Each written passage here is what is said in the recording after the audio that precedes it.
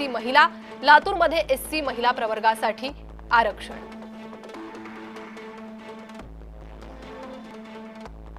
पनवेलमध्ये ओबीसी, इचलकरंजीत ओबीसी प्रवर्ग, चंद्रपुरात ओबीसी महिला प्रवर्ग, जळगावात ओबीसी महिला प्रवर्गासाठी महापौर पद सुटलेलं आहे।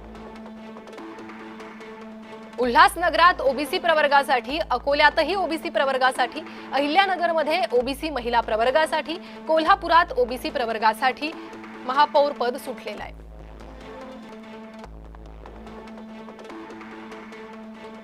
तर मुंबई, नवी मुंबई आणि भिवंडी या ठिकाणी खुल्या प्रवर्गासाठी, मीरा भाईंदर, वसई विरार, पिंपरी चिंचवडमध्ये सर्वसाधारण प्रवर्गाचा महापौर, खुल्या प्रवर्गाचा महापौर होईल।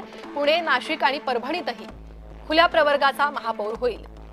अमरावती, धुळे, मालेगाव या ठिकाणी, छत्रपती संभाजीनगर, सोलापूर या ठिकाणी सर्वसाधारण प्रवर्गाचा महापौर, नागपूर, सांगलीमध्ये सर्वसाधारण प्रवर्गाचा महापौर होईल।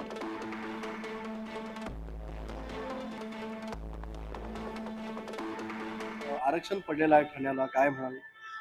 खऱ्या अर्थाने आनंद होतोय की सगळ्या समाजाला न्याय देण्यासाठी हे आरक्षण जे पडलेलं आहे, कारण गेले 19 वर्ष महापालिकेमध्ये मी काम करते आणि पहिल्यांदाच एससी प्रवर्गाचं आरक्षण आमच्या इथे पडलंय, तर खऱ्या अर्थाने आनंद होतोय मला। पण आपल्याकडे उमेदवार आहेत हो, तसे? आमच्याकडे बरेचसे उमेदवार आहेत आणि खरंच न्याय देण्याचा प्रयत्न केलेला आहे मला असं वाटतं त्या समाजाला।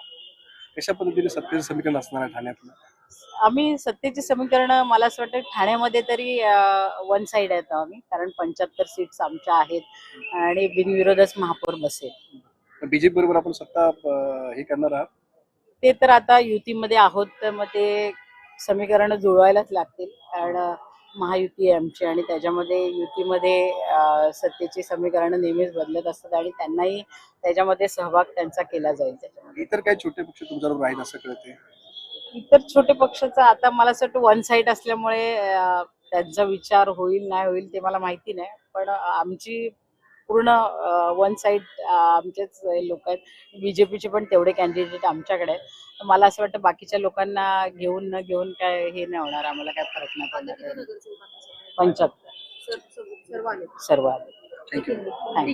हिंदी आरक्षण पडलेलं आहे ठाण्याला, काय? तर ठाणे महानगरपालिकेसाठी महापौर पद हे एससी प्रवर्गासाठी जाहीर झालेलं आहे आणि त्या संदर्भातीलच प्रतिक्रिया समोर येत आहे। नरेश म्हस्केंनीही काही वेळापूर्वी प्रतिक्रिया दिली होती। विविध महापालिका महापौर पदासाठी हे आरक्षण जाहीर झालेलं आहे। मुंबई महानगरपालिकेत खुल्या प्रवर्गासाठी आरक्षण जाहीर झालेलं आहे।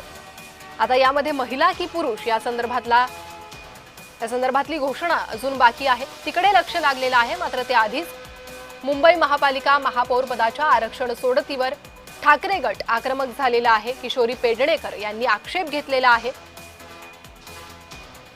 तर एसटी प्रवर्गासाठी हे आरक्षण जाहीर होईल याची चर्चा सुरू होती, मात्र एसटी प्रवर्ग वगळलाय असा आरोप किशोरी पेडणेकर यांनी केलेला आहे।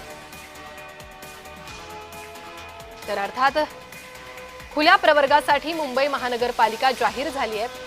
मुंबई महानगरपालिकेचं महापौर पद हे खुल्या प्रवर्गासाठी जाहीर झालेलं आहे आणि यामुळे शिवसेना भाजपची चिंता मिटलेली आहे। दुसरीकडे ठाकरे गटानं आक्षेप घेतला।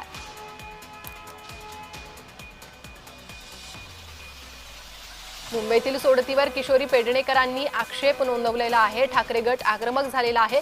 अनुसूचित जमातीचा प्रवर्ग वगळल्यानं, म्हणजेच एसटी प्रवर्ग वगळल्यानं किशोरी पेडणेकर ह्या आक्षेप घेत आहेत।